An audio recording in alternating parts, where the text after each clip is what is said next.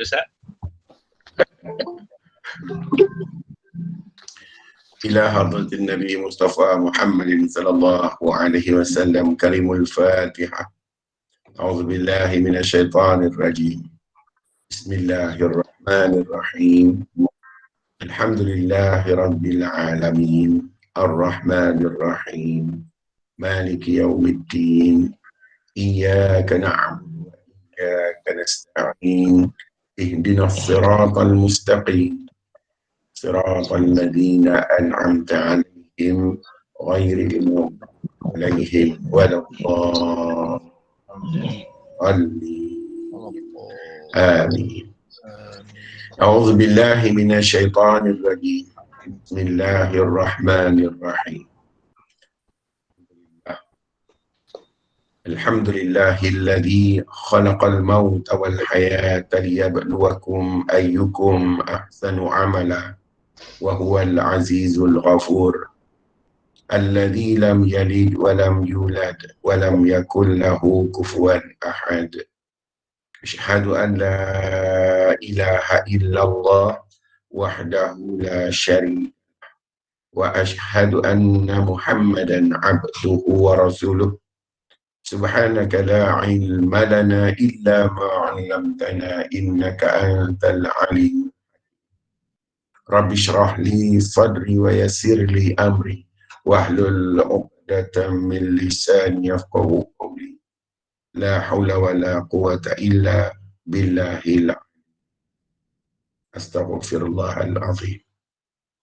Alhamdulillah, syukur kehadrat Allah Subhanahu wa ta'ala, kerana kita telah pun diwujudkan, hadirkan dan kekal dah keadaan ini, keadaan yang ada dekat kita sekarang ni, sampai bila-bila. Walaupun kita nanti dipindahkan, tapi suasana keadaan diri kita sekarang ni kekal.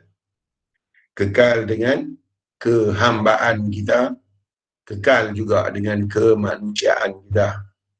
Cuma akan bertambah baik bila kita mau baik, dan akan menjadi tak baiklah bila kita mau tak baik.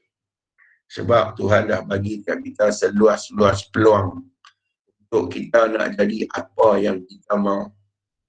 Dan Tuhan tak ubah apa yang dia dah bagi dekat kita, dia tak ubah. Apa yang Tuhan tak ubah dekat kita? Dia tak ubah pengenalan. Kenal itu dia tak ubah. No. Sekali dia kenal kita jadi hamba, jadi manusia, jadi insan, dia tak ubah. Dan kalau ubah, kita yang ubah, bukan dia. No. Dia tak arti bagi-bagi ambil balik, bukan perangai dia lagu tu. Tetapi kalau kita yang jadi tak betul, bukan Tuhan buat, Tuhan kita buat. Jadi kita dah diberi dengan segala kelengkapan sempurna sebagai seorang insan. Dayanya kita tak ubah dah. Ubah apa? Ubah tempat yang Allah Ta'ala dah letak kita, iaitu di sisi dia, kita tak ubah. Dan kena ingat, tuan-tuan kena ingat, kita adalah yang sangat-sangat kuat daya tarik. Kita ni daya tarik dia sangat kuat. Kemanusiaan kita, kehambaan kita, dua-dua tu kuat. Hingga yang lain boleh main dekat kita. Tetapi tuan-tuan harus ingat dan kena berhati-hati. Sebab kalau andai kata kemanusiaan kita tak cukup kuat, kita akan mudah beralih tempat. Contoh, kalau Allah Ta'ala hantar dekat kita sesuatu yang nafsu kita suka, kita akan tertarik kepada benda tu. Dan sekali kita tertarik kepada benda tu, kita susah nak keluar. Sebab dia adalah tarikan yang sangat kuat. Ingat tau, kita adalah satu jenis kejadian yang sangat kuat daya magnetik dia, melebihi kuat yang lain. Sebab tu, kalau kita tak jaga kehambaan kita betul-betul, apa yang Allah Ta'ala dah bagi, kita akan tertarik dengan apa yang nafsu suka. Kita akan tertarik dengan apa yang syaitan dan iblis cerita. Kita akan tertarik dengan dunia yang kita tengok. Mari saya bagi contoh. Dengar baik-baik wahai penduduk Tualang 3. Nafsu, dia tak ada bearer, dia tak ada sempadan. Nafsu ni tak ada sempadan. Semua dia lanyak. Semua dia lanyak. Apa saja. Maka nak bagi nafsu ni bertahan, kena ikat dia dengan undang-undang. Undang-undang bagi nafsu adalah akhlak Muhammadur Rasulullah. Itu undang-undang dia. Itu kehakiman dia. Itu mahkamah dia. Tak ada perangai Muhammad, nafsu belah ikut suka je tuan-tuan. Dia tak ada peduli apa pun. Nafsu hanya boleh disekat bila Muhammad itu berdiri dengan baik dan sempurna tempatnya. Jadi tak ada siapa boleh lawan nafsu melainkan Muhammadur Rasulullah. Muhammad ni saja boleh lawan nafsu ni. Jadi nak jaga nafsu, baliklah kepada Muhammad tu. Tu dia punya partner, sparring partner dia. Jadi nafsu dia tak peduli tuan-tuan. Hak hang, hak aku, lagilah aku. Dia macam tu. Kan? Lepas tu dia bukan ada perangan, jadilah. Dia tak ada jadilah. Bagi dia tak pernah ada puas, tak pernah ada cukup. Kawanlah dia dengan kemanusiaan. Kawanlah dia dengan Muhammad. Kedua, bisikan syaitan. Yang ni pula menidakkan Tuhan tu dan menyamakan Tuhan tu. Yang bisikan iblis ni, dia menyamakan ketuhanan tu dengan diri dia. Dia menyamakan Tuhan ni seperti orang. Dia mengorangkan Tuhan ni, yang kata iblis ni. Dan dia menolak Tuhan tu. Dan hilang hormat, hilang pandang, hilang hebat dia terhadap Tuhan tu. Sebab dulu ketika Tuhan kata, wahai para malaikat, wahai para jin, tunduklah kamu kepada Adam. Kerana kelebihan si Adam ini mengetahui apa-apa yang kami tanya, kami ajak. Maka iblis kata, dia menentang. Ana khairu minhu. Aku lebih baik dari dia. Kenapa lagu tu? Pasal dia buang pandangan dia terhadap Allah. Yang dia lihat hanyalah Adam. Kita jangan jadi macam tu. Dia buang Tuhan awal-awal lagi. Dan yang paling berat dekat kita adalah dunia. No? Ada 3 benda dunia berat kita ni. 3 benda. Pertama, apa dia? Ni, nombor 1. Ni kena tanya Al-Ghazali kita. Manisan dunia. Ya, nombor 1 manisan dunia. Apa dia manisan dunia ni? Puji-pujian. No? Kena puji je melambung. Jaga yang ni. Kita duk rosak sebab kita suka dipuji. Tuhan kata dah. Tuhan sebut dah. Alhamdulillahi Rabbil Alamin. Segala puji hanya bagi Allah. Dia habaq dah tu. Dia habaq dah. Pasal kita akan mudah jatuh dan hancur kerana dipuji. No? Saya puji bini saya buat masam pedas sedap. Sebulan saya kena makan masam pedas. Hari-hari dia buat. Sampai kita cirit-cirit dah pun dia buat lagi. Inilah puji. Bahana puji ni lah. Nah. Kedua, Tu puji-pujian, jaga tu dunia punya usaha kita ni. Kedua, Warna-warni. warna-warni dunia. Nah, warna-warni dunia ni mana? Harta, kedudukan, kehebatan, pengaruh, anak pinak, no, apa nama, pangkat derajat, segala apa yang berbentuk kepada hebat, itu adalah warna-warni dunia. Yang ketiga, Bunyi Ustaz. ya, Bunyi. tak, yang ketiga Ya. ni bentuk dunia. Bentuk dunia. Yang paling bahaya bagi kita dalam bentuk dunia ni adalah Hiburan. hiburan. Hiburan ni lah menjahanamkan kita. Ramai kita rosak dengan hiburan ni. Jadi, tiga ni lah yang menyebabkan kita terubah tempat. Sebab tu, kita perlu kepada satu keadaan yang boleh menguasai kita supaya tak berubah tempat. Apa dia? Awaluddin, seawal-awal kita dalam jalan hidup, ma'rifatullah, kita kenallah Tuhan. Barulah kita tak berubah. Kalau awal-awal hidup kita tak kenal Tuhan, wajib kita berubah.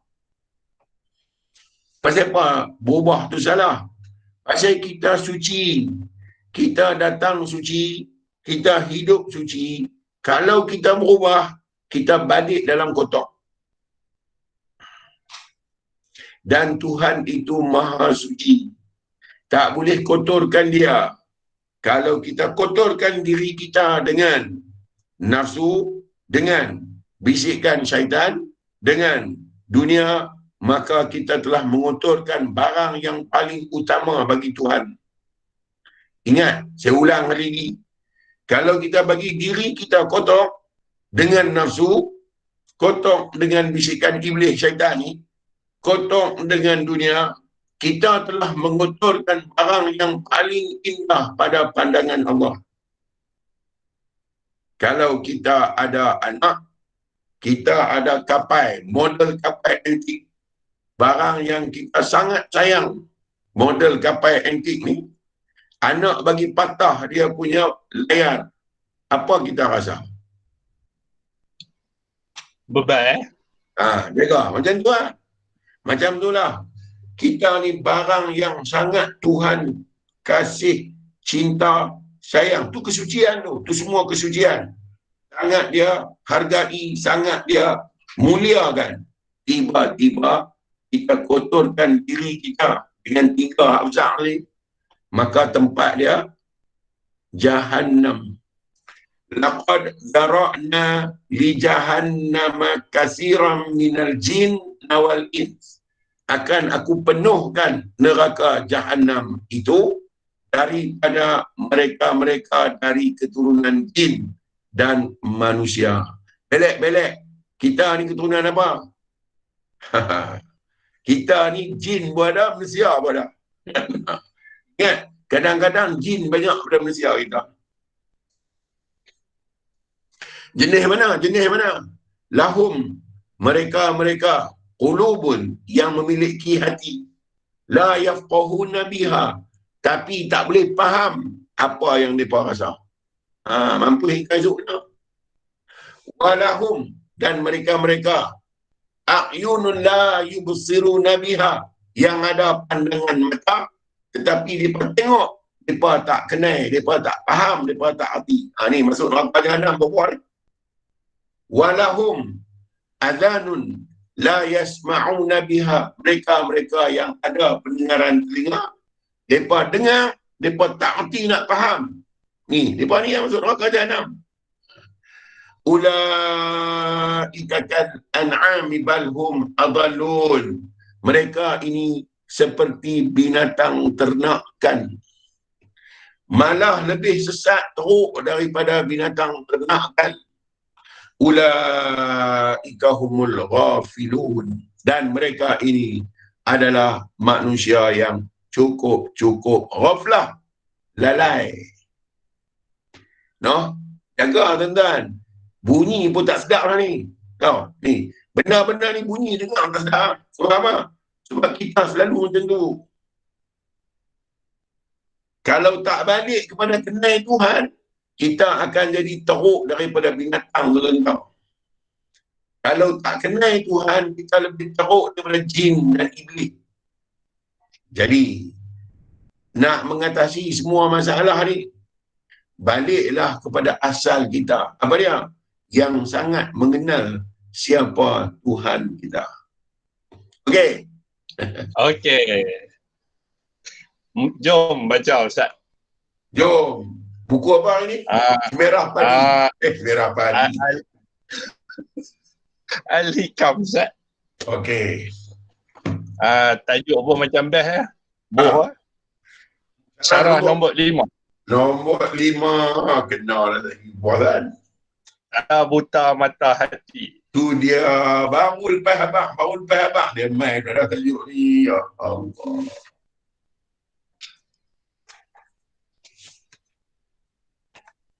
Ni tanda buta mata.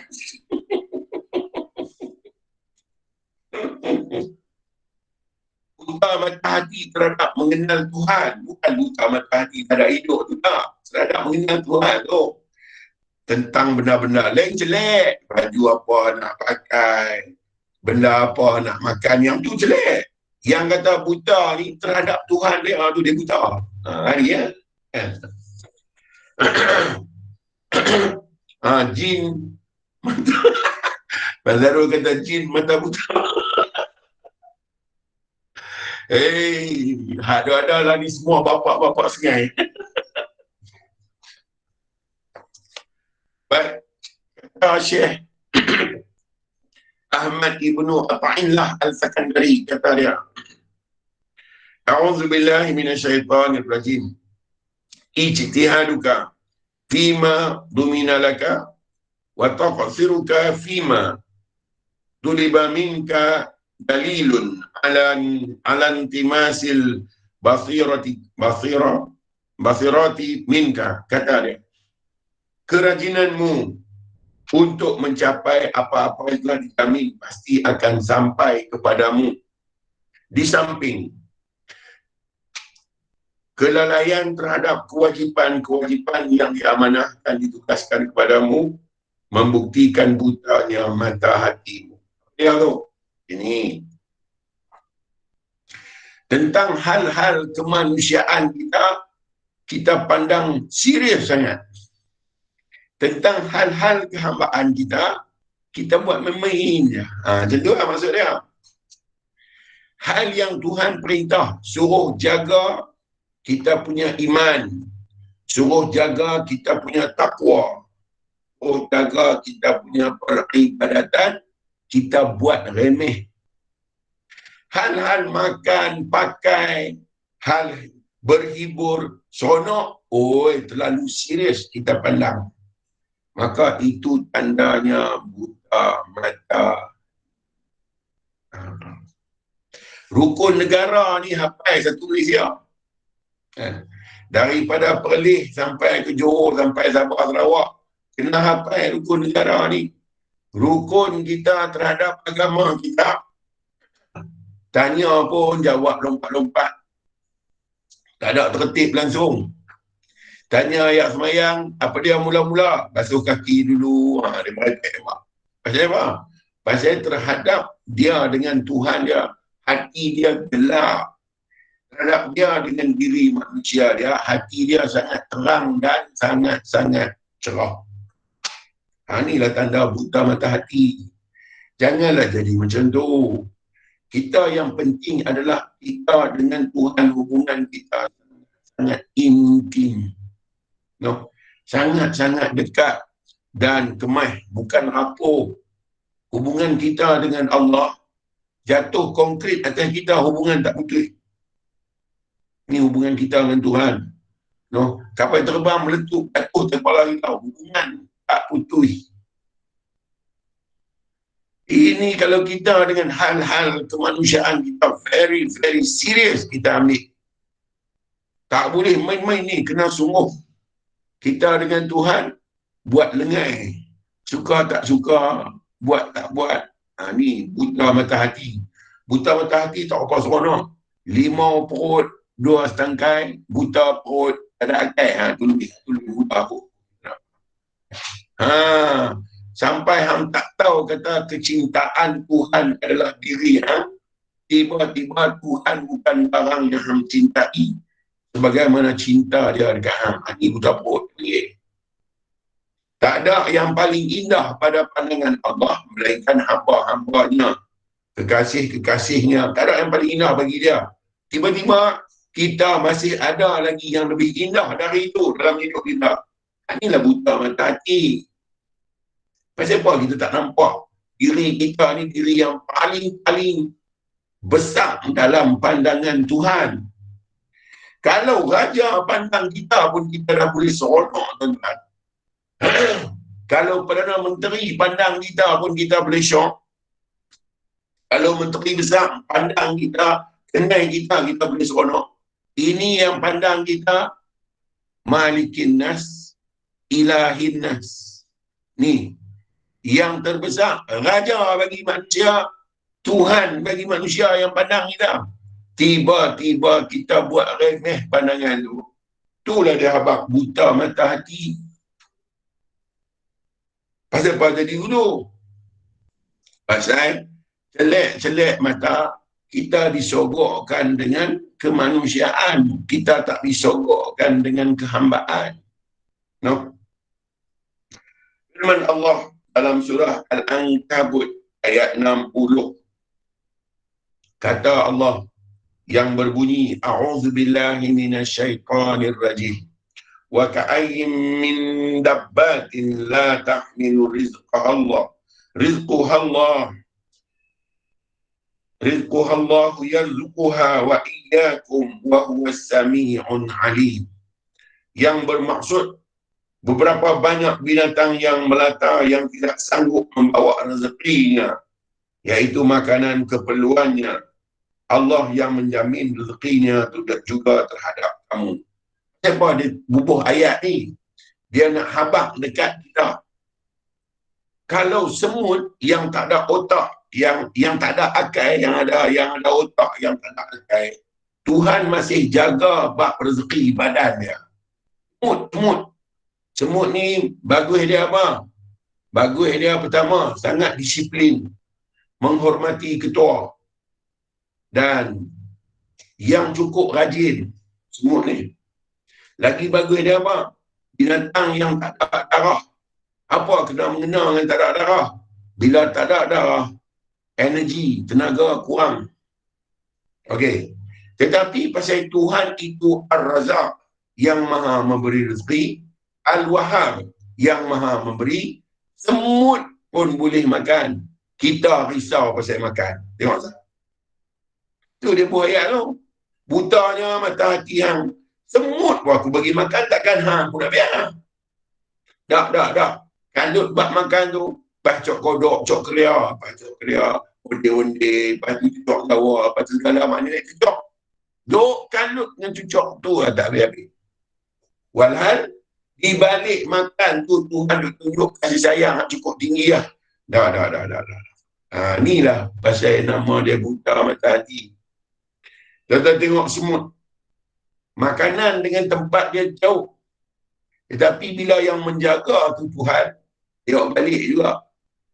Tetapi beli magnifier, kanta pembesar, cuba tuan-tuan pergi tengok semut pergi cari makan. Itulah tuan-tuan jarang buat eksperimen. Cuba pergi tengok semut. Tuan-tuan suluh bagi tengok. Tengok dia jalan. Dia jalan straight dan kawan-kawan tak potong. Double line lagi dia tak potong. Dia ikut belakang jalan. Lepas itu, dia jumpa dulu. Ada 6 kaki. 2 sesungut. Kan? 6 ke 8 kaki? 6. Ada 6 kaki, ada 2 sesungut. Kan? Jalan. Badan besar. Kaki kecil, jalan. Dapat beras, dapat nasi 1 biji.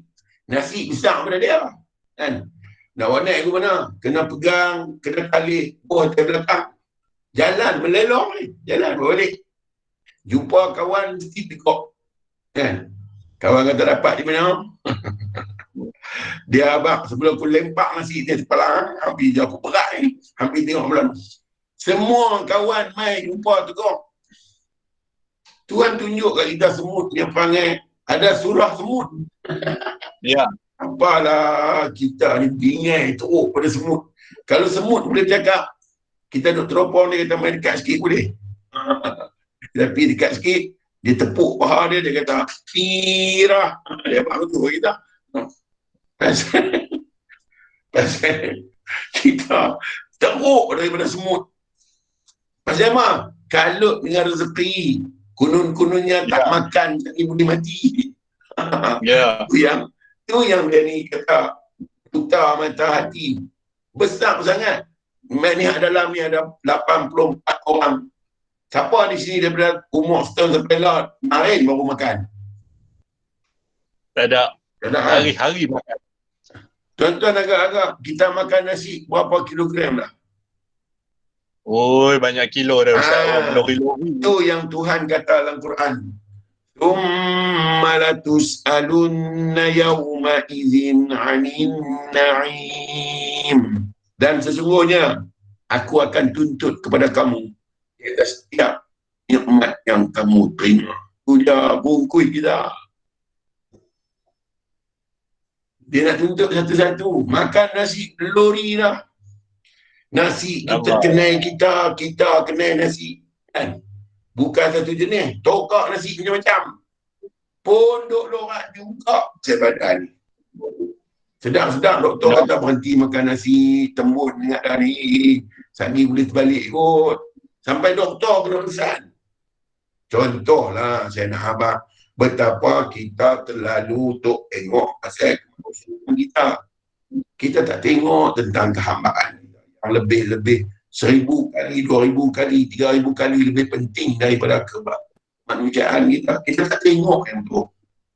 Pasal apa tu? Pasal hati kita tertutup oleh ulmah kegelapan. Apa yang sebenarnya? Hati kita tertutup oleh kezaliman diri kita sendiri.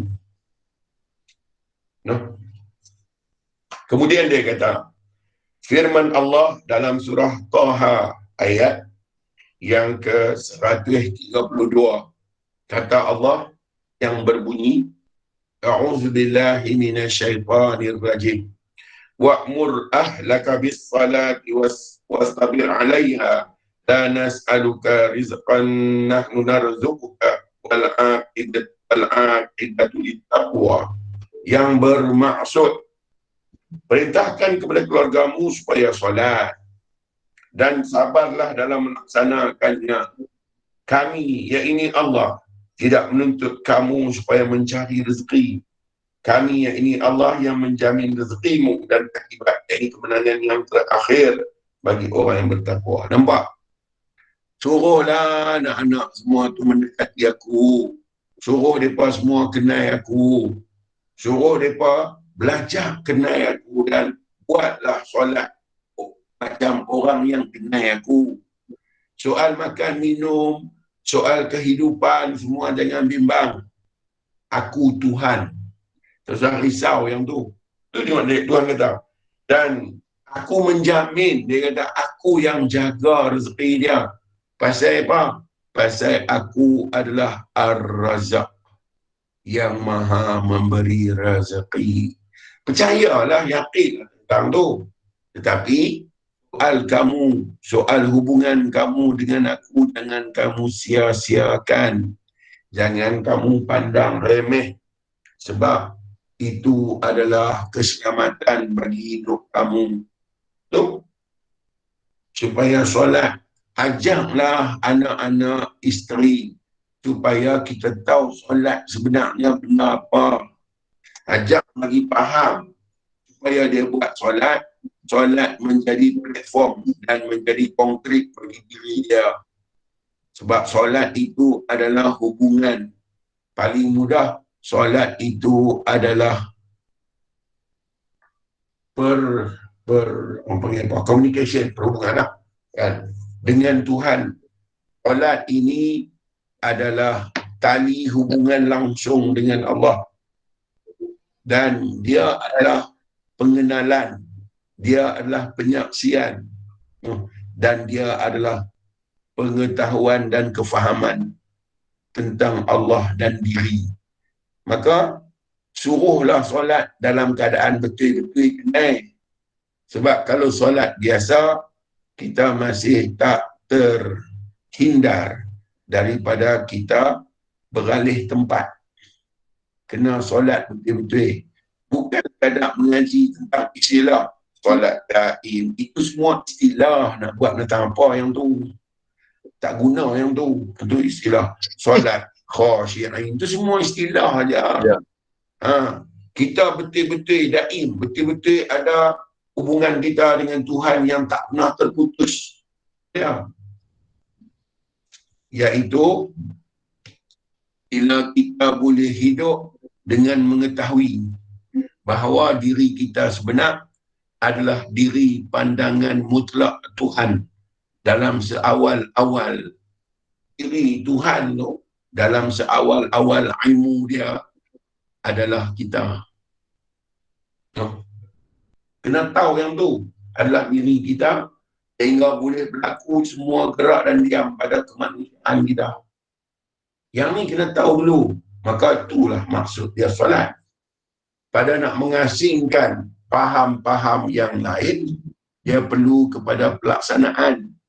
Supaya berbezalah orang Yahudi yang mereka pun mempercayai Tuhan.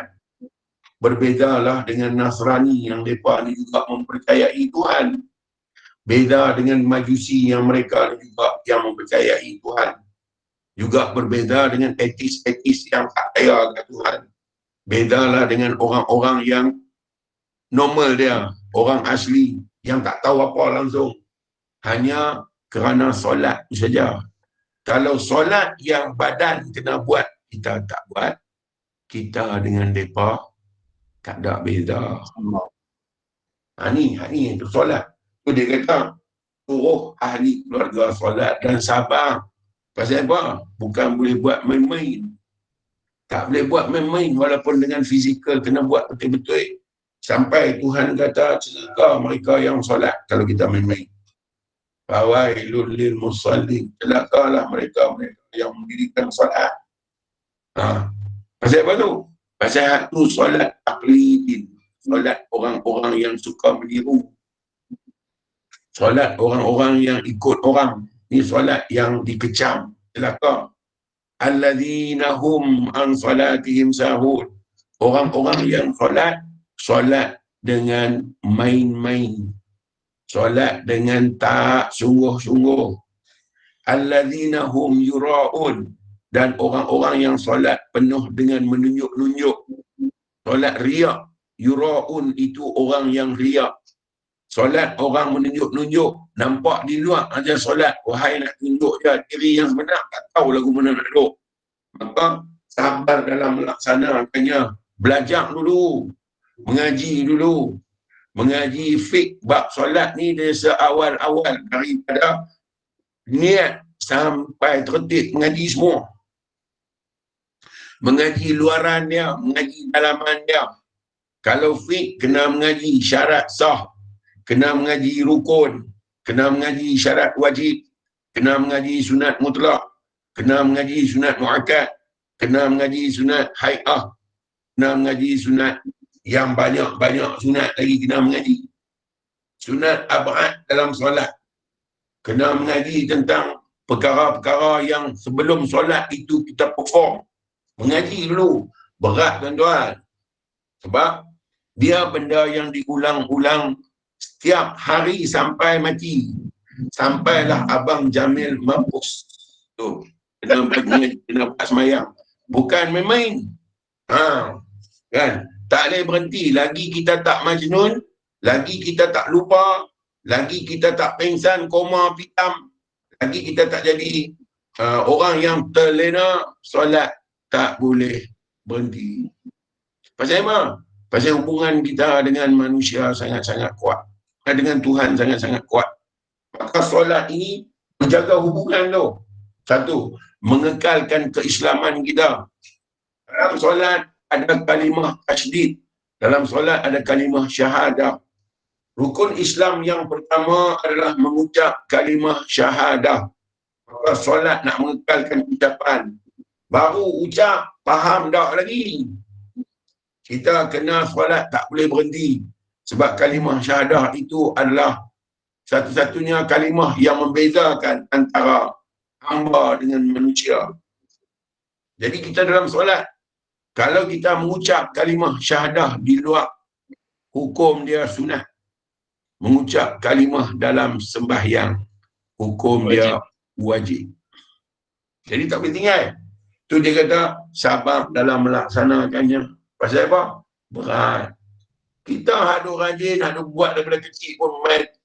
Kadang-kadang al-balaqiyah main juga. Tambahlah hak baru-baru ni. Lagilah balaq. Tambah pula main mengaji, ilmu mengenai Tuhan. Solat tak payah. Lagilah siksa, tuan-tuan tahu lah. Bukan senang. Duk balok dah. Tiba-tiba mengaji ilmu mengenai Tuhan. Balok dah dua. Kan? Lagi balok teruk. Sebab tu sabar dalam melaksanakannya. Susah pagi-pagi jelek-jelek mata nak mandi, basuh, pergi semayang. Bukan senang. Kan? Kita kalau dengan dunia ni boleh, dengan Tuhan ni payah sikit. Tapi kena buat juga. Kalut-kalut kerja tengah hari, panas bingung, kena pergi berhenti solat. Petang-petang baru nak kena Nescafe, kena pergi solat pula. Malam, masuk awal malam baru nak relax, kena fikir orang apa-apa, nak kena solat. Kan? Baru nak tengok bola, dah solat pula. Tuan-tuan tengok. Pasal apa? Tuhan kata aku pandang hang tak pernah berhenti. Pasal apa hang nak rest? Tak mau tengok aku. Macam mana aku tengok hang? Pasal apa hang tak mau ingat kat aku, jangan aku ingat kat hang? Susah tuan-tuan weh. Dan tak boleh perform tiru, dia kena belajar. Belajar pasal wudu. Sebab dia syarat wajib. Syarat wajib nak solat, kena berwudu. Kena mengaji pasal wudu. Boleh wudu, kena mengaji bab tayamum. Kita sihat tak apalah, boleh berdiri elok. Solat orang sakit, nak kena solat juga, kena belajar solat. Macam mana solat orang sakit. Itu baru luaran. Dalaman kita macam mana? Waktu solat dalaman kita dengan Tuhan macam mana? Ni semua kena belajar. Solat Tuhan kata, suruhlah ahli keluarga kamu jaga hubungan dengan aku. Dan sabar. Banyak. Pasal apa? Dia. Dan Tuhan kata, bab rezeki, hang jangan bimbang. Bab hang nak berjaya, hang jangan bimbang. Hang jaga hubungan baik hang dengan aku, pastinya, tengok dia kata apa. Pastinya, kami menjamin rezekimu dan akibat ini kemenangan yang terakhir bagi mereka yang bertakwa. Nampak?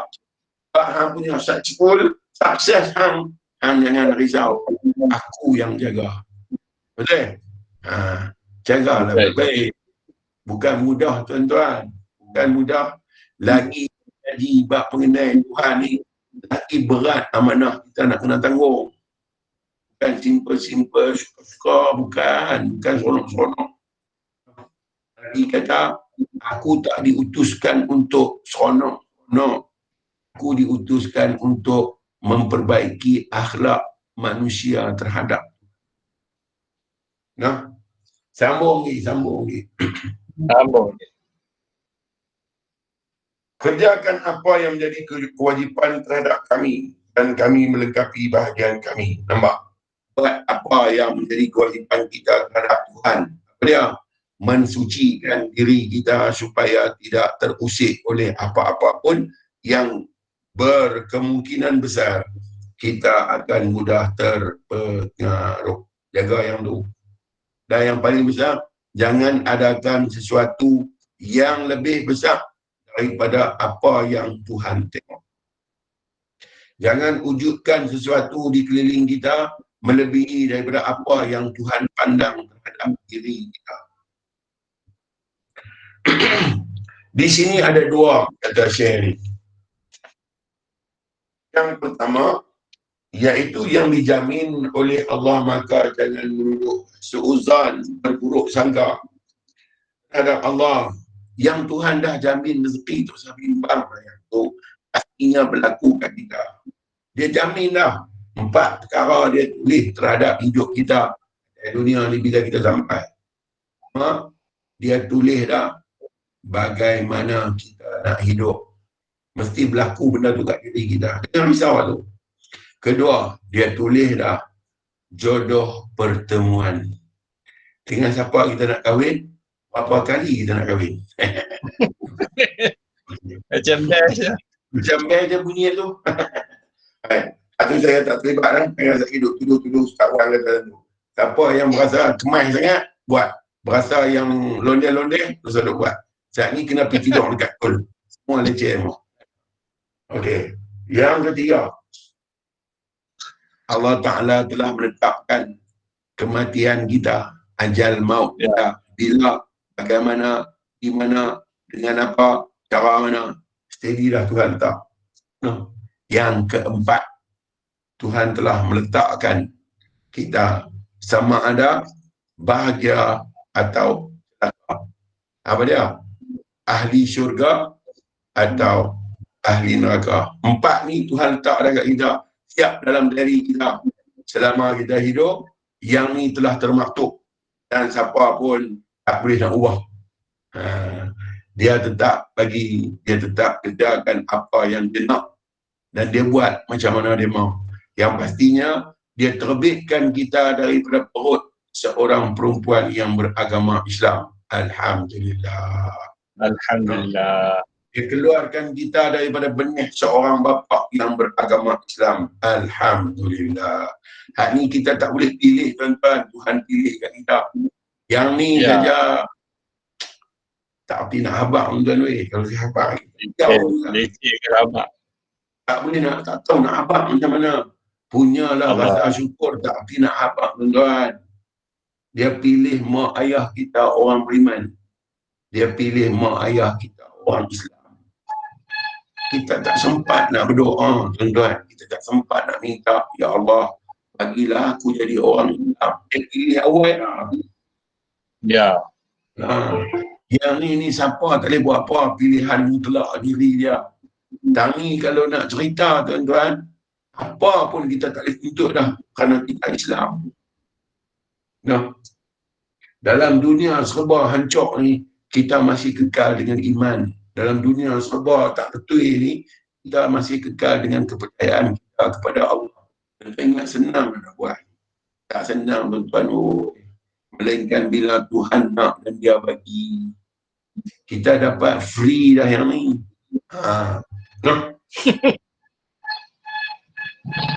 Dan janganlah bila rezeki ni sangkut. Yang kita tengok rezeki ni bagilah luas.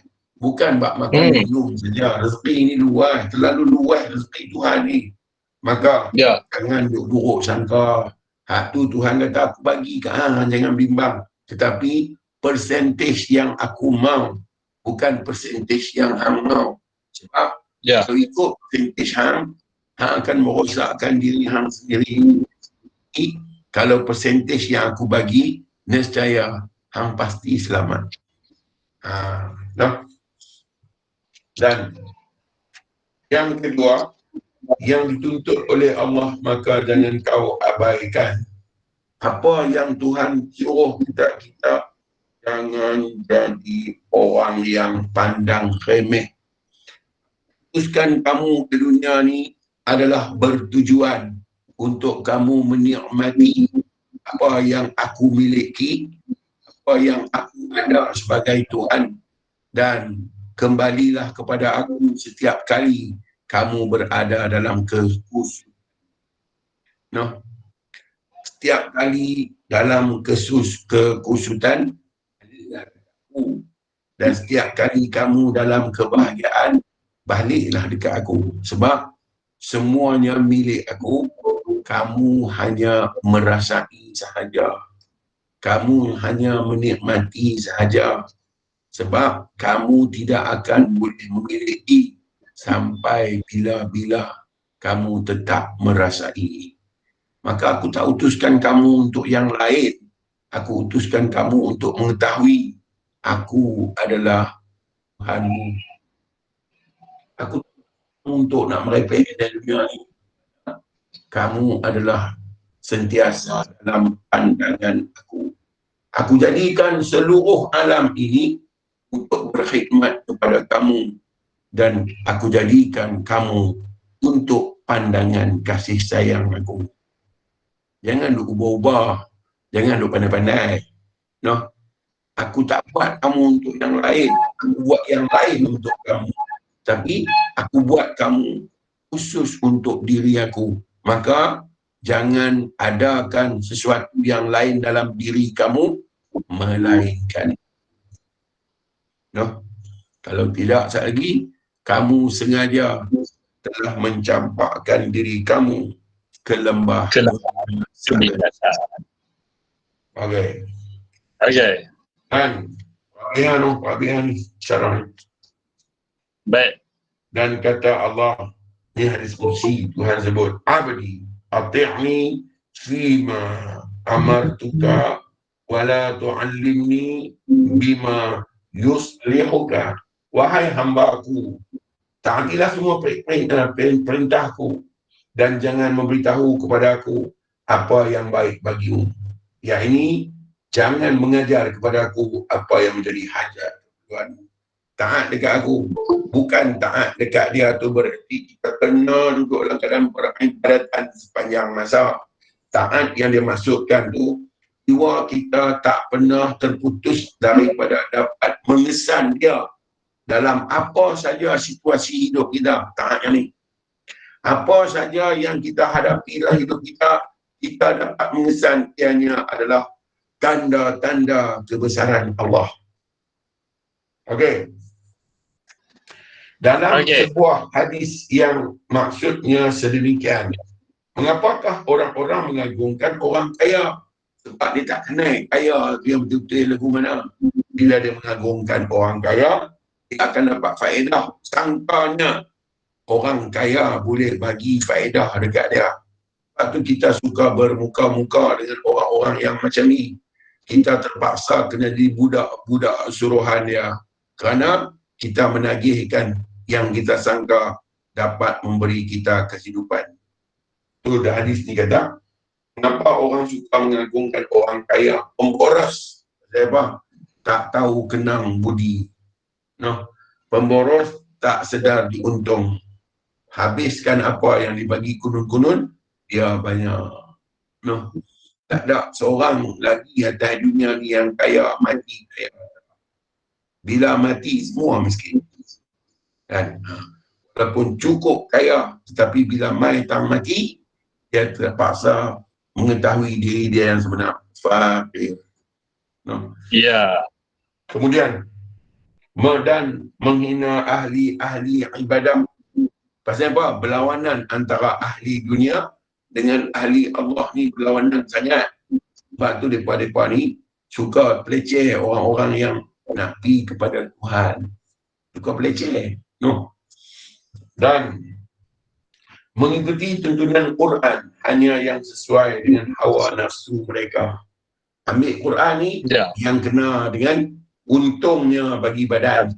Yang badan tak untung, tak usah duk ambil ayat Quran.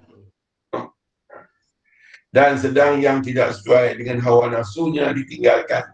Yang ini diabaikan. Sebab tak menguntungkan. Kalau begitu, ikhlaskah kita menjadi hamba Allah, melakukan sesuatu yang Tuhan perintah kerana keuntungan diri? Sama macam tajuk semalam tu yang kita baca. Lepas tu, dia kata, padahal yang demikian itu bererti mempercayai sebahagian kitab Allah dan mengabaikan kufur terhadap sebahagian. Kena terima semua. Sebab dia bukan main dari menteri.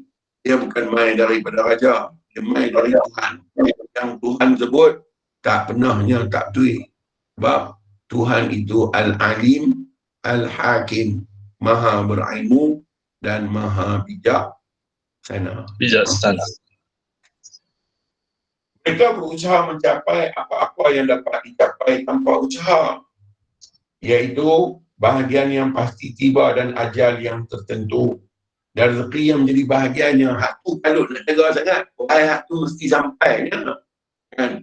Kalau nak jaga, nak bagi lanjut umur, makan segala pil, telan segala hormon, mati tetap sampai. Yang telan 14 botol dengan botol-botol pun mati mesti sampai. Pasal apa? Pasal dah Tuhan tetap kullu nafsin za'iqatul maut. Cucuklah hormon apa, botok, betok, apa, tok ni cucuk, nak bagi elok, nak bagi cerah kulit, nak bagi eloklah. Walhal sampai masa mati, baru lepas cucuk, keluar-keluar, lori sampai, singgah ke kepala, tidur. Terlupa kata, saat ni lori nak sampai. Inilah manusia. Pasal apa? Pasal dia buat benda hak dia tak tahu kata. Hampulun kok mana pun dia sampai lah. Kan? Kemudian dia kata, dan rezeki yang menjadi bahagiannya.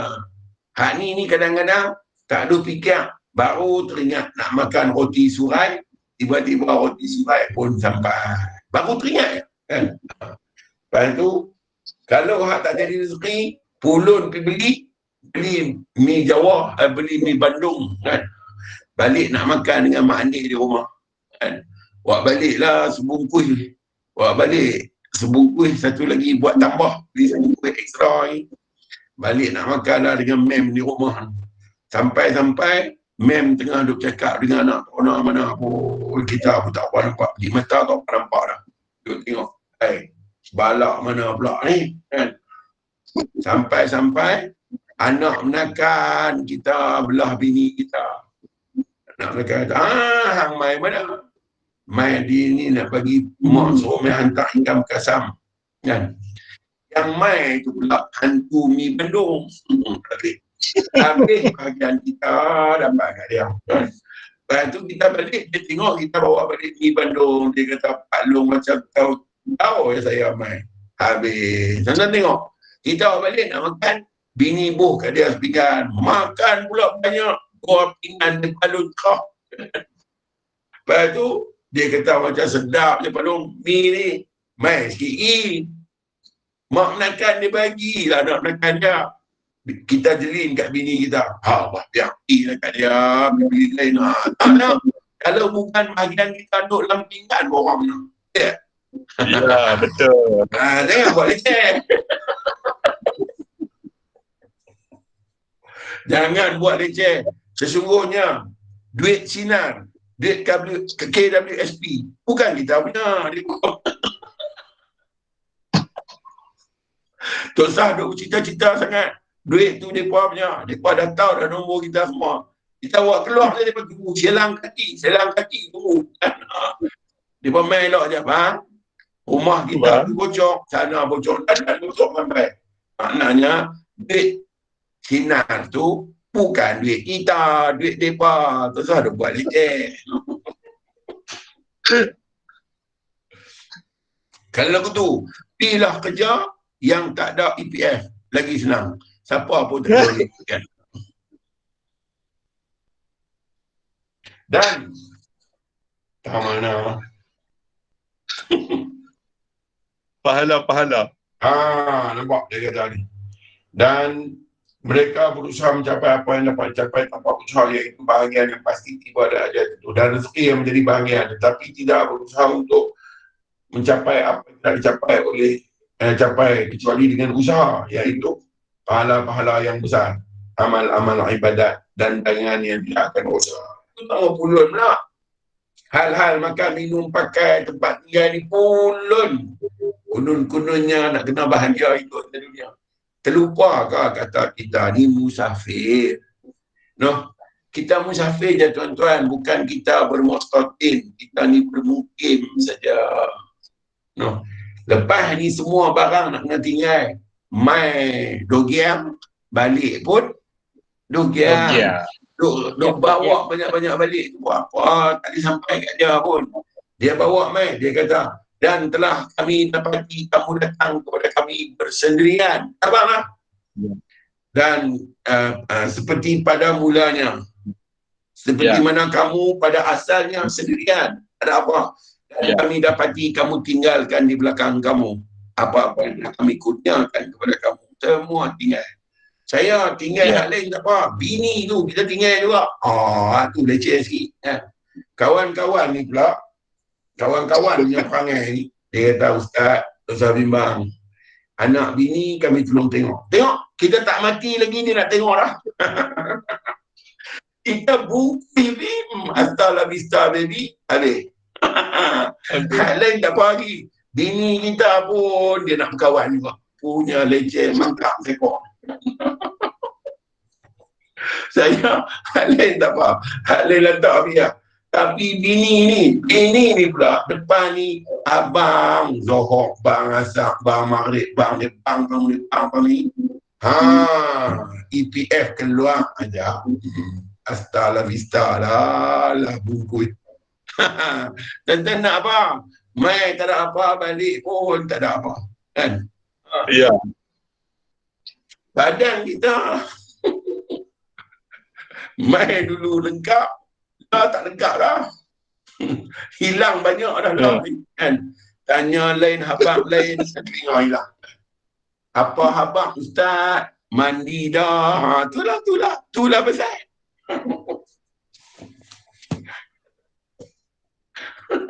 Orang tanya benda lain, dia tu dapat benda lain.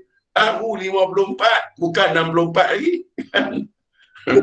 Lah ni, jumpa kawan, asyik tanya. Jumpa orang. Asal jumpa kawannya, hang cucu orang. Lepas tu, jumpa sekali lagi mesti tanya, hang siapa dia lah. Tak kenal dah. Kawan pun tak kenal dah. Punya mangga. Dan pahala-pahala yang besar dan amal-amal ibadah dan dagangan yang tidak akan rosak. Ibrahim Al-Khawash berkata, la tatakallaf ma kafitu wala tadayyi ma mastaqfita. Jangan memaksa untuk mencapai apa yang telah dijamin dan jangan mensia-siakan, mengabaikan apa yang diamanahkan, ditugaskan kepadanya. Apa yang Tuhan nak bagi, janganlah duk khawatir kalang kabut, takut tak dapat. Apa yang Tuhan suruh, jangan tinggal. Pasal tu nak bagi kita selamat. No? Oleh itu, maka sesiapa yang berusaha untuk mencapai sudah dijamin dan mengabaikan apa yang telah ditugaskan kepadanya, maka bererti buta mata hati kerana sangat bahlul wailul likun. Janganlah kita jadi macam tu. Kita orang yang Tuhan bagi. No. Okey. Baik. Selesai. Okey, soalan Ustaz. Ya, silakan. Dari surah yang sama, surah Al-Ankabut ayat 41. Yang mana Allah Ta'ala tersebut, auzubillahi minasyaitanirrajim, misal bandingan orang-orang menjadikan benda-benda lain selain daripada Allah sebagai pelindung adalah seperti labah-labah yang membuat sarang. Padahal sesungguhnya sarang labah-labah tu yang paling reput dan paling, kalaulah mereka orang-orang yang berpengetahuan. Jadi ayat ni Allah tempelak lah. Kalau ambil selain daripada dia sebagai pelindung, macam labah-labah buat sarang. Cerita sikit Ustaz. Sikit lah nak cerita ni mudah je. Keadaan orang ni pasal apa jadi macam tu? Pasal apa jadi yang Tuhan sebut sebagai tamsil dia labah-labah buat sarang? Pasal orang-orang macam ni dia suka bersangka. Tak ada pada dia yakin, dia sangka. Dia sangka dia boleh, dia sangka dia tahu, dia sangka dia hebat. Dia sangka banyak. Dia terlupa kata semua itu adalah sesuatu yang boleh bawa bagi dia hancur. Sangka dia dengan makan ubat ni, dia pun boleh bertahan lama. Dia pun makan, sangka dia. Kan? Sangka dia buat kerja-kerja ni Tuhan pun sayang kat dia. Sangka dia. Sangka dia duduk macam ni, dia ni boleh masuk surga Tuhan. Ni semua sangka. Dan teruk lagi, sangka dia dengan Tuhan itu dua wujud. Itu lagi teruk lah. Dia sangka ada dua wujud. Sangka dia kata Tuhan satu wujud, dia satu wujud. Walhal itu persangkaan dia. Sebenarnya tak ada lebih, hanya ada satu wujudnya. Maka sangka itu yang akan membinasakan kita. Nah, bila satu wujud, dengan dialah baru ada kita. Dengan dialah baru ada gerak dan diam. Kalau begitu, pi di mana pun, dia tak pernah tak ada. Dia tetap ada. Yang duk bagi tak ada, tu sangka. Sangka ni lah aku buat, sangka dia. Berserta tu dia tak sangka. No? Baik. Okey. Assalamualaikum Ustaz. Okey. Next, silakan. Waalaikumsalam. Ya, silakan. Nak share sikit Ustaz. Ya. Nak share sikit. Ya, boleh. Silakan. Daripada tulangan saya lah. Kita tengok Al-Ankabut tu, Al-Kalam Kabut sebenarnya saya panggil Al-Kalam Kabut. Sebab dia punya konsep dia labah-labah ni, bila dia punya sarang rosak je, dia cepat-cepat dia cepat-cepat repair balik. Dan kita tengok dalam kita punya tahun hijrah, setiap tahun kita tengok lambang Ha dengan website dengan sarang labah-labah sekali. Jadi kita nampak, yang saya nampak masing-masing Malaysia sendiri pun nak bersekutu dengan bangsa-bangsa bersatu. Jadi di situ kita nampak kelemahan yang berada. Itu yang berlaku sekarang ni. Dan itulah yang merosakkan kita. Dan kita bernaung di tempat yang rapuh sangat. Kalau kita nampak apa yang terjadi sekarang dunia ni, kita bernaung dengan bangsa-bangsa bersatu, apa yang dia boleh tolong? Dia menjahanamkan semua bangsa segala negara-negara Islam, kebanyakannya kita tengok apa yang dia buat. Malah dia merosakkan saja. Okey, Ustaz, itu je yang saya nampak. Terima kasih, Mai. Mai, saya topak sikit. Okey, Ustaz. Ya. Bangsa-bangsa bersatu tu tak apa. Dia nak cover 100 lebih negara di dunia ni. Tetapi kita Islam tak satu. Ya. Cubalah 51 buah negara Islam ni satu betul. Bangsa satu kena tunduk kat kita. Betul. Pasal apa Islam tak bersatu? Pasal Islam kita banyak Islam kemanusiaan. Kita tak duduk atas Islam kehambaan. Sebab tu kita tak boleh united. Kita tak boleh bersatu. No? Kita Islam Libya lain. Islam Syria lain. Islam Jordan lain. Islam Arab Saudi lain. Islam Mesir lain. Islam Malaysia lagu lain. Islam Singapura macam lain. Islam Indonesia macam lain pula.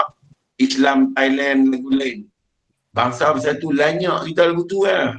Pasal apa? Pasal kita Islam atas kemanusiaan. Kita tak Islam atas kehambaan. Itu saja yang menjadi kita ni hancur. Kes labah-labah tadi. Labah-labah ni dia ada pro dan kontra. No? Pro dia di mana? Dia buat sarang tempat laluan angin. Binatang serangga akan lekat kat dia. Tetapi dia duk sangka sarang dia tu kuat. Dia tak tahu kata sarang dia tu sarang yang rapuh. Tetapi labah-labah hebat dia sebab dia rajin dan dia sabar. Cuba kita orang Islam duk begitu rajin dan sabar. Mesti kita pun sama. Tapi kita ni malah rajin tapi tak sabar. Sabar tapi tak rajin. Dan ada di kalangan kita tak sabar dan tak rajin. Lagi teruk tu. Jadi contoh tengok Mana-mana orang yang ada antara kedua ni pasti berjaya. Jepun rajin, China rajin, Korea rajin. Tuan-tuan tengok development negara dengan negara kita. Lari jauh mana? Ya, betul. Lari jauh mana? Kita buat titi. Kita kata titi kita cukup panjang. Tetapi tengok titi di China tu, panjang dia 64 kilometer. Dia tak pergi tengok titi di China tu nak lalu takut. Tengah-tengah laut tu. Pasal apa? Pasal rajin. Kita pergi kebun pukul 7. China pergi kebun pukul 3. Kalau begitu, orang-orang Yahudi nak conquer orang-orang Islam. Dia buat apa? Dia buat dua. Satu hiburan, satu matawang. Kita ada dinar Kuwait, kita ada dinar Oman, kita ada dinar Bahrain, dinar kot. Tetapi tetap juga pound sterling dan US dollar dan euro yang jadi harga. Kenapa? Orang Islam kita tak berhenti nak united. Bukan bagi pecah. Pasal apa? Nak bagi kuat duduk di mana? Perkahwinan. Itu suka bercerai. Tuhan buat elok dah tu. Perkahwinan tu elok. Kita suka bercerai. Kita tak mau duduk elok. Sebab tu kita hancur. Jadi kita duduk tak kena tempat. Cuma duduk tu. Mesti bayarnya. Tak ada cara lain. Ilmu yang macam ni lah mengajar kita duduk sekali. Mengajar kita rasa yang sama. Mengajar kita berhadapan dengan suasana yang sama. Ilmu ni je. Cara lain tak boleh pergi. Tentu buatlah tak boleh pergi. Ramai orang pergi masjid berjemaah. Tapi sama-sama ahli dalam masjid kelahi. AJK tak puas hati dengan pegawai. Pegawai tak senang dengan AJK. Dalam masjid. Tengok. Jemaah mana yang Tuhan kata sebenar-benarnya yang perlu kita jaga? Ukhuwah yang mana? Adakah ukhuwah dengan fizikal kita ni yang dinamakan ukhuwah? Atau ukhuwah yang berlaku pada kita yang menyamai kehambaan tu? Ya. Yang ajar ilmu tentang kehambaan dah sesat pula. Macam mana? Tuan-tuan cerita tengok macam mana nak pergi. Saya tak beritahu. Tak nak boleh pergi selama kita tak membangunkan ukhuwah kehambaan kita bagi sama boleh. Baik. Ya, baik. Tuan-tuan tengok, tuan banyak tuan banyak. Saya bagi contoh je. Tuan-tuan pergi semayang di Masjid Putrajaya. Tuan-tuan pergi semayang di Masjid Negara. Tuan-tuan pergi semayang di masjid besar-besar di Malaysia ni. Tuan-tuan tengok imam dan 5-6 orang belakang imam pakai baju warna apa? Warna hitam, 2 lapis. Mereka kena pakai baju tu, kita orang tak kenal mereka pegawai masjid. Ya. Itu saja sistem Hindu dah bangkit. Dia panggil sistem kasta. Ya, kasta. Kita ada kata Hindu buat kasta, Hindu buat kasta. Kita dah buat hari-hari kot. Betul. Lepas tu kita nak ajak kita bangun maju. Kiamat 14 kali. Tak maju-maju hari dengan rimbang. Kecuali kita masukkan diri kita sama. Kita sikit je. Kita dalam 89 orang. Tapi kita bangun betul tengok. Satu Malaysia 34 tahun kita bangun betul. Ya. Kita bangun, kita kemai semua. Nanti kerajaan akan suluh kita. Pokok ni kita kurung bagi makan sikit. Tidak ada pemelampau ni. Tak payah persenjataan pun. Tak payah ada tentara pun. Kita bangun dengan kehambaannya. Hancur. Kalau kita bangun betul. Saya tak pernah nak buat sekolah pondok. Saya tak nak buat pun. Ada persatuan tu, ada persatuan ni. Kita semua adalah pondok. Tak sekolah apa lagi. Kita semua adalah Quran. Kita semua adalah hadis Nabi. Kita semua adalah Nabi. Kita semua ada jiwa Nabi, jiwa apa tu, pemahaman apa yang Nabi faham. Nak perlu pondok apa? Kita bangun cakapnya Allahu Akbar. Lari orang tuan tahu. Ya. Nak buat apa? Okey. Saya cerita tak jalan. Indonesia sikit punya pesantren. Lingkup habis semua. Betul. Penduduk Islam paling ramai. 200 juta penduduk mereka. Islam ni. Kita Ya. apa aja 30 juta. Ada kot dalam 15 juta je kot. Kan? Mereka macam-macam. Tapi Kristian boleh kahwin dengan Islam juga. Mana pesantren? Mana dia yang kata agama? Mana dia yang kata agama? Hindu boleh kahwin dengan Islam. Boleh duduk sekali. Dalam rumah ada kuil. Dalam rumah ada church. Mana dia Islam?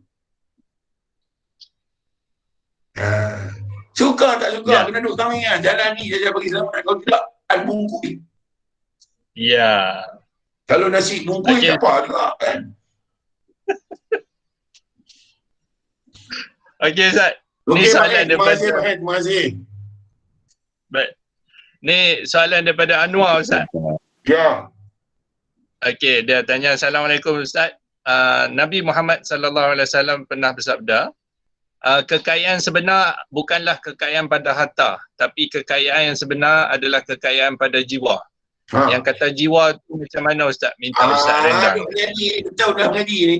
Jiwa adalah kebenaran, memandang akan Tuhan je. Dan tidak meletakkan suatu di sisi dia. Melainkan apa yang dipandang Tuhan kepada dirinya. Hak tu saja nama dia kaya. Bila ada hak tu, soal-soal kebenaran dia bukan soal besar. Soal-soal kebenaran dia soal remeh. Bila itu dia remehkan, dunia tak boleh menguasai dia, nafsu tak boleh menguasai dia, iblis pun tak boleh menguasai dia. Sebab bagi dia semua tu remeh. Ada tak apa, tak ada pun tak apa. Tak apa. Ini duduk rumah kampung, tengok rumah banglo, dia dah tak senang duduk dah. Nak jadi banglo juga dia pun. Dia naik Datsun 120Y. Tengok orang naik wajar, tak puas hati lah. Habis tu macam mana? Cerita masa lagu mana nak selesai kau ni? Betul.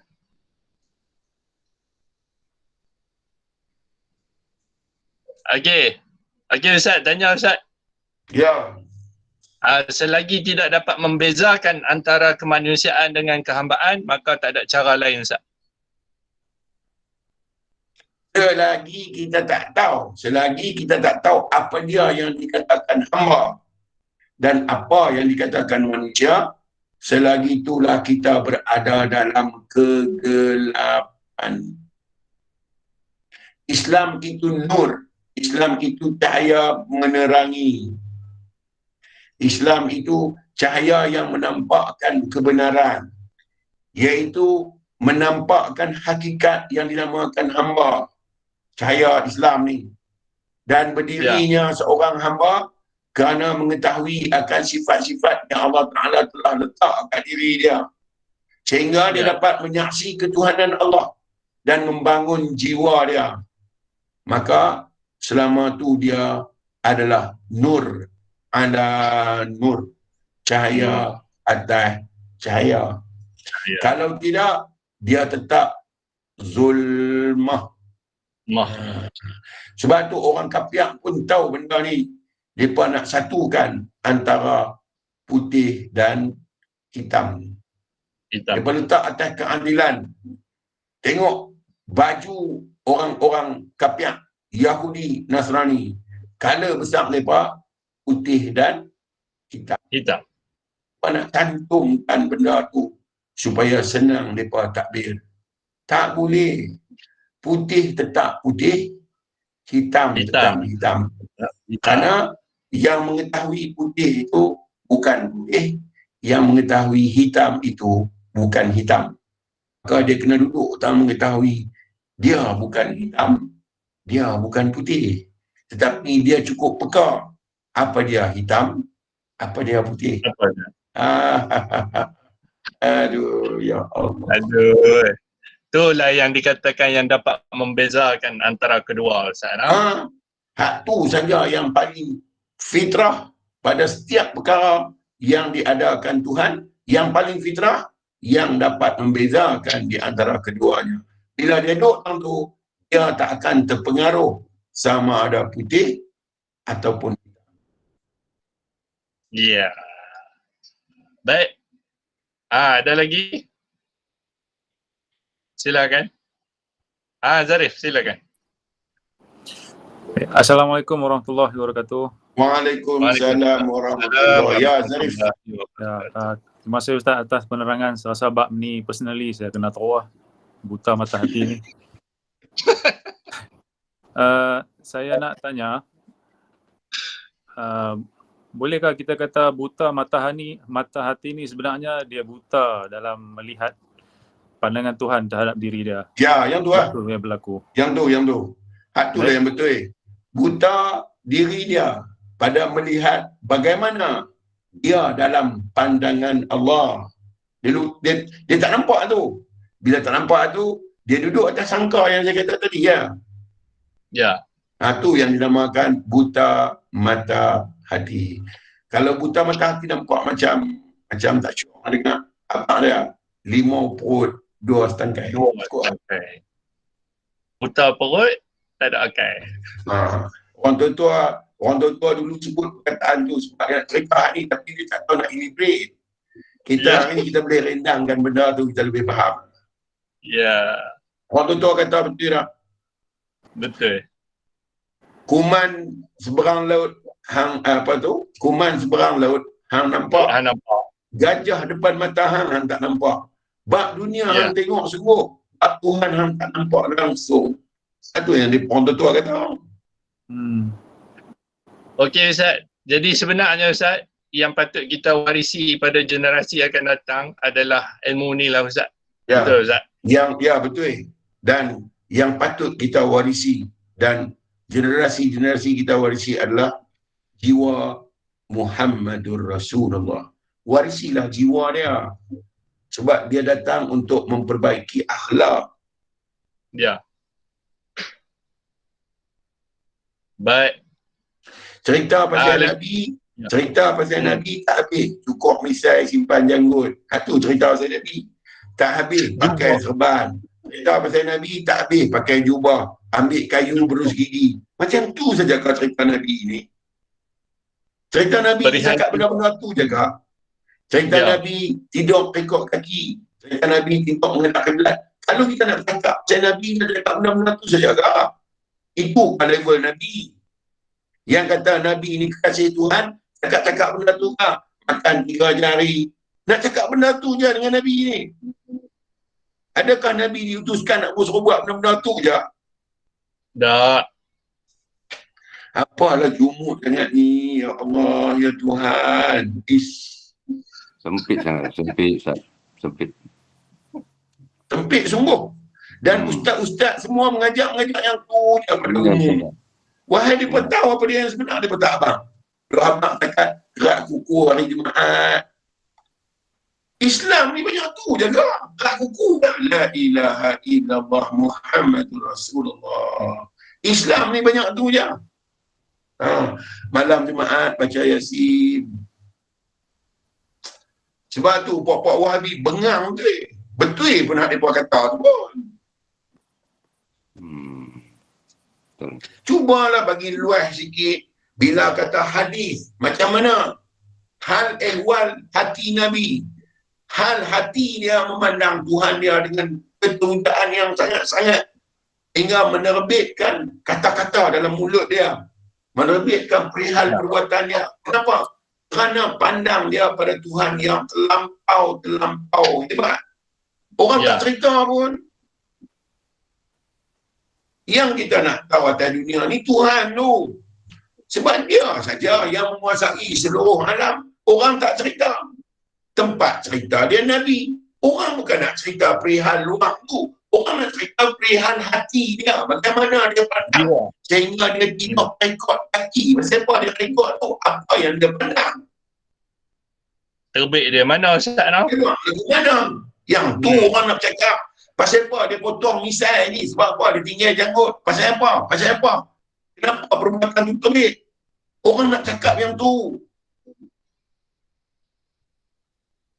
Bukan nak tengok tubuh kasar tu. Kalau tuan-tuan kita dapat hidup zaman tu, kita tak kenal kot badan tubuh Nabi ni. Sebab imaginasi kita lain. Fizikal dia lain. Ya. Tetapi bila kita mengenang akan jiwa dia, seolah-olah kita pernah tengok dia, tuan-tuan tahu. Ya. Kita mengenang jiwa dia, kita tahu perihal hati dia, Seolah-olah hari-hari kita tengok dia. Tengok yang mana? Tengok yang fizikal ke? Tengok yang kehambaannya tu. Kehambaan jiwa dia. Kita tak cerita tu, duk cerita tak dia dengan fizikal luar tak apa-apa. Dia 1,500, 1,400 tahun lebih. Takkan sama macam kita fizikal tu. Tapi jiwa, tetap jiwa dia hebat. I don't know lah, these people. I don't know lah you people. Very stubborn right? Generasi anak-anak kita, anak cucu kita nak cerita yang ni kat mereka bagi mereka faham. Betul. Hantar mengaji Quran, boleh baca Quran, selesai. Teratur lah kita. Kita pun kenal juga tu. Balik sekolah, mengaji Quran. Khatam lagi, khatam dah, susah baca dah sampai mati. Kenapa? Anda khatam dah Quran. Macam setan perangai.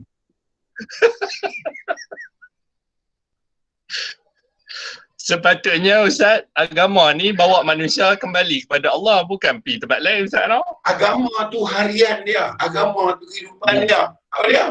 Sirat al-mustaqim. Agama ini diri dia yang nak ikut kat Tuhan, jalan yang lurus, bukan bengkang-bengkok. Maknanya agama itu boleh menampakkan dia kepada Tuhan tu direct. Bukan duk merepek sana sini. Tanya profesor. Banyak hanya profesor. Pirah. Okey Ustaz. Dah 10.30 Ustaz. Jadi kita bangun tidur dia, yang kita saksi adalah kasih sayang Allah yang mula-mula kita nampak. Bangun tidur dia, kali tengok pasangan kita, yang kita nampak Rahman Rahim Tuhan paling terang. Kita bangun, kita pergi bersih badan, yang kita nampak perlindungan, yang kita nampak apa tu, balutan, yang kita nampak perhatian. Keluar mai hadap makanan, yang kita nampak pengasih, penyayang, pemurah, pemberi rezeki. Macam-macam kita nampak. Orang tak hafal pun. Tuhan ni masjid. Tuhan ni duduk kat tingkat sembahyang. Tuhan ni baca Quran. Tuhan ni apa tu ada ayat sembahyang. Itu Tuhan. Apa bengonglah manusia ni. Tukang jadi kadai lagi bagus. Tahu dah esok tak ada sayang. Tuhan padahal terang dalam rumah Ustaz no? Apa? Padahal terang Tuhan dalam rumah tak nampak. Ana nu'aqrabu ilaihi min hablil warid. Aku cukup dekat dengan hang, lebih dekat daripada diri yang sendiri. No. Nak cerita pasal Tuhan, neraka. Cerita pasal Tuhan, azab. Cerita pasal Tuhan, azab. Yang tu, yang ni. Tak ada cerita lain ke Tuhan ni. Ya, Karim. Silakan. Ya, silakan. Silakan Abang Karim.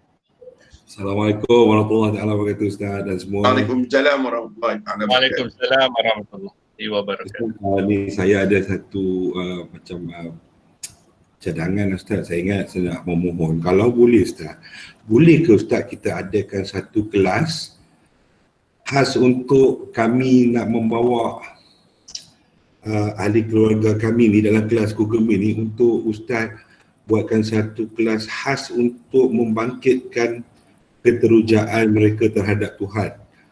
Pasal saya rasa macam kelas yang ada ni selalu kami lah yang pergi. Jadi kami nak bawa mereka ni pun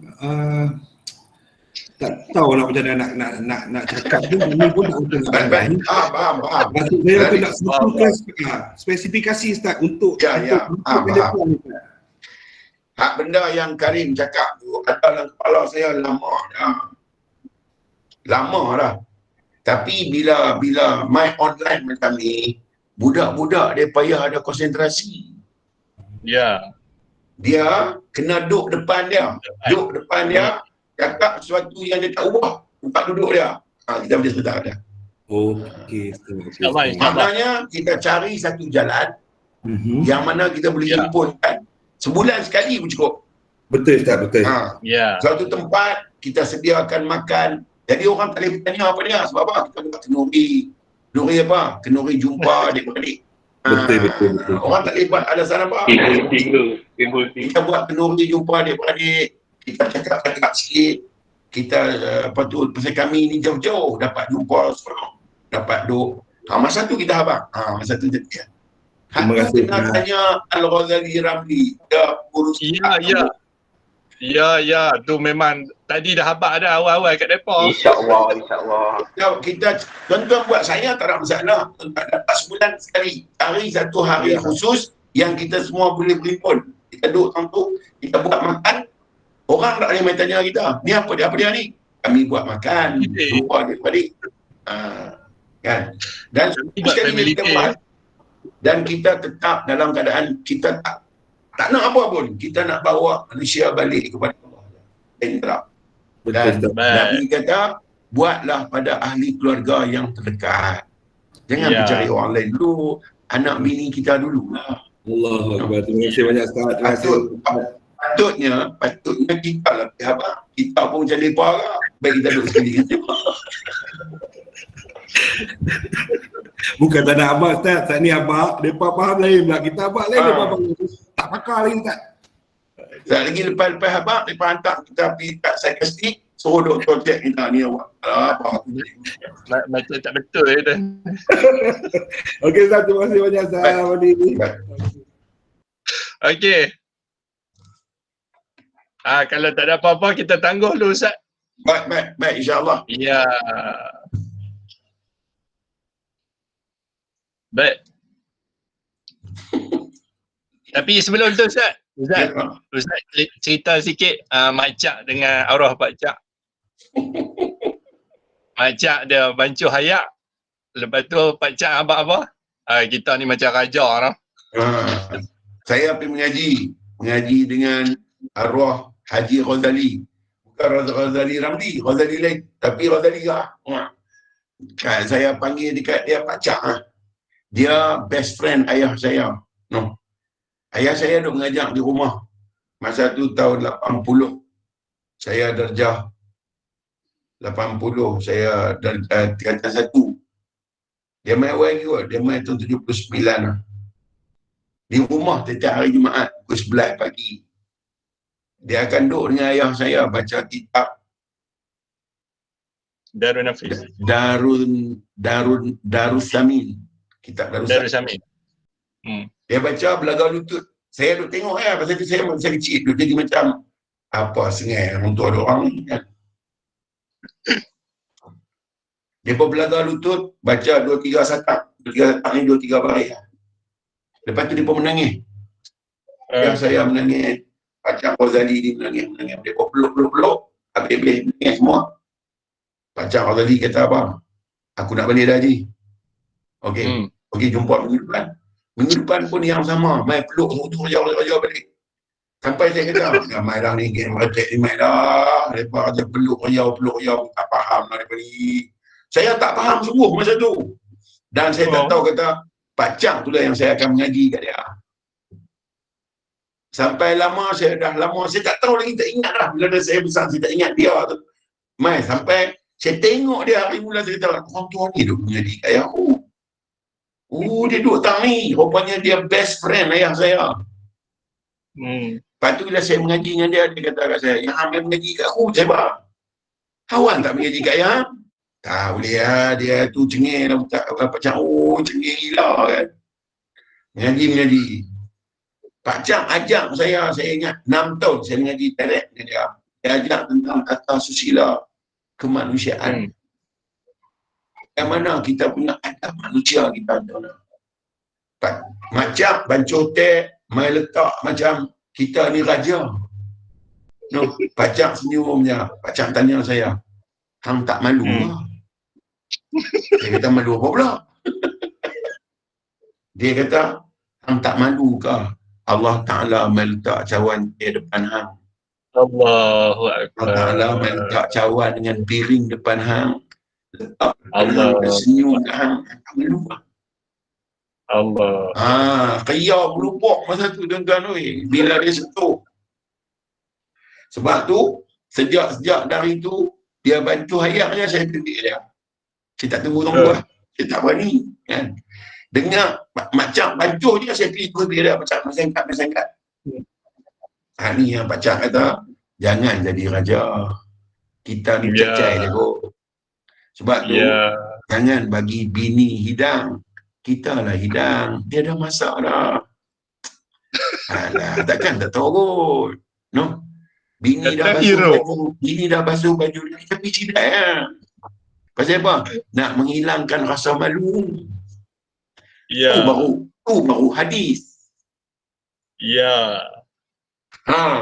Jangan tunggu bini kata, abang pisau tumpui. Sebelum dia kata tumpui, kita pergi rasa dah. Tumpui dah pisau ni, main abang rasa.